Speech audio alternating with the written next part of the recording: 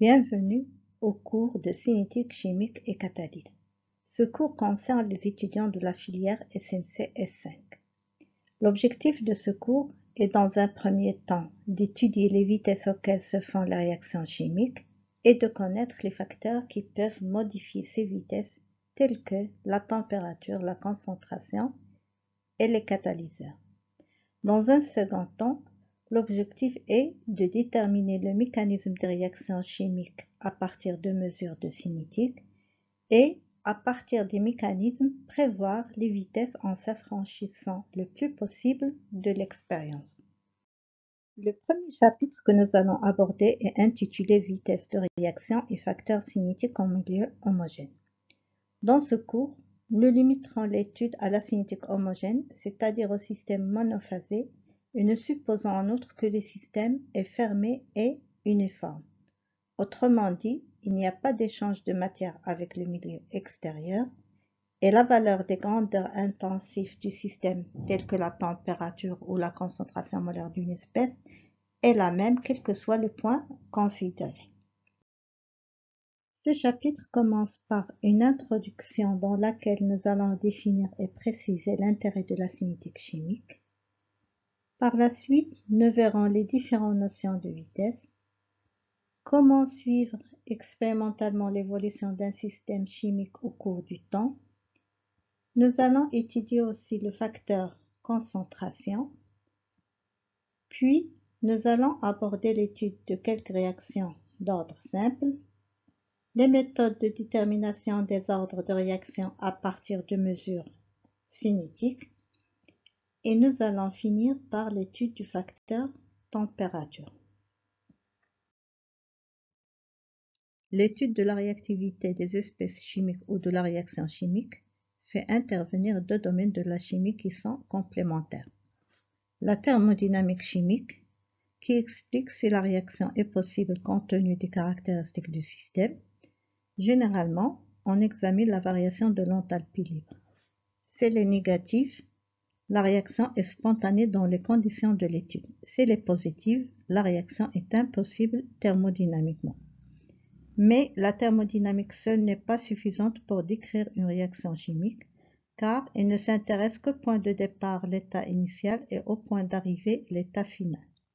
Elle ne donne aucun renseignement ni sur ce qui se passe entre ces deux états, ni sur le temps nécessaire pour aller du point de départ au point d'arrivée.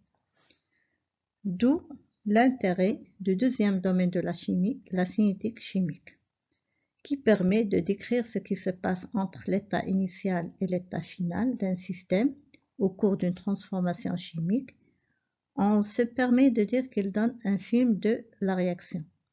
Donc la cinétique chimique s'intéresse à l'avancement des réactions chimiques en fonction du temps lorsque celles-ci sont thermodynamiquement possibles.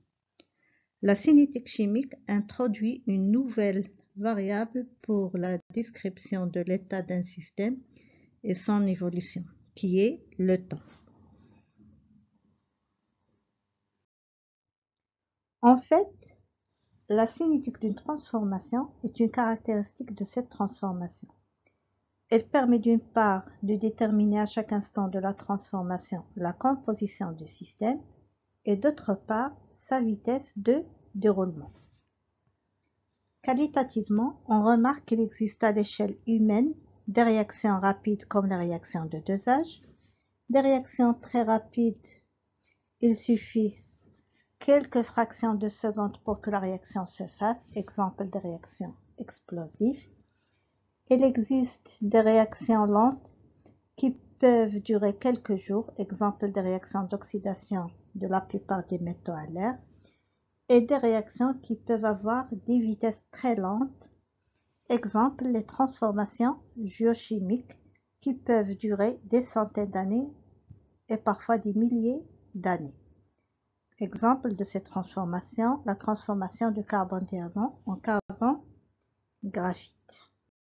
Maintenant, prenons l'exemple de la réaction de synthèse de l'eau dans les conditions usuelles de température et de pression.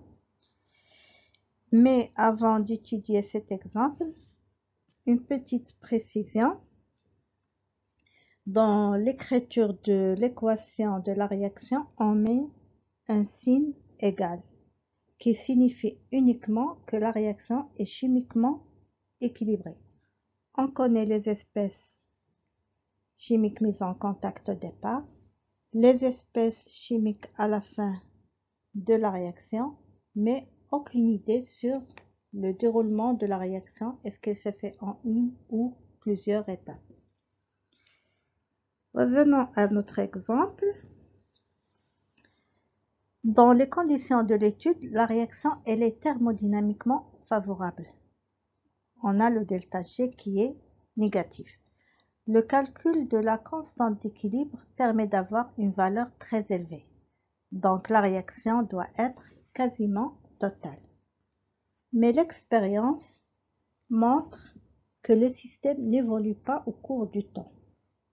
Donc la réaction ne se fait pas pour des raisons cinétiques. En fait, à notre échelle de temps, cette réaction elle est infiniment lente en absence de catalyseur. En ce qui concerne les intérêts des études cinétiques, la cinétique chimique nous fournit un outil précieux pour l'étude des réactions chimiques, aussi bien sur l'échelle macroscopique qu'à l'échelle microscopique. À l'échelle macroscopique, elle nous apporte des informations sur les processus chimiques, en particulier les vitesses des réactions, et permet de faire l'étude des paramètres qui touchent ces vitesses et qui sont accessibles expérimentalement. Et par la suite, le contrôle de ces facteurs, soit pour accélérer ou ralentir la réaction. Chose qui est très importante, en particulier dans le domaine industriel, où la préparation des produits dépend aussi du facteur temps. Alors que du point de vue microscopique, elle permet d'apporter des informations sur les mécanismes réactionnels mis en jeu.